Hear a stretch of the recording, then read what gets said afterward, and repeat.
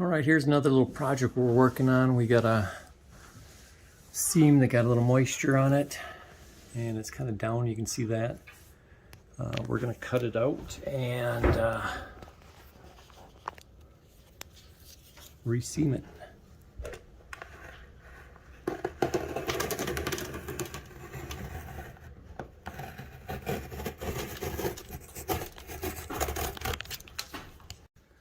All right, it's all cut out. You can see we did this at a 45-degree angle, both directions.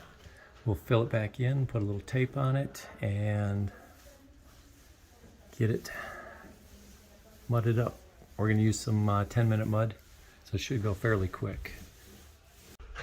All right, here we are at the little lower, a little ways away from it. There's our first coat on. We'll let that dry and we'll get our second coat on. All right, we got our first coat done. We had a little lunch. It's dry. Compliments this little fan right here. Gonna go for a second coat. All right, second coat's up. Looking pretty good. We're gonna let it dry for a little bit. See what it looks like. All right, here's our patch, all finished up. Looking pretty good. The paint's not 100%, but close enough, according to the customer.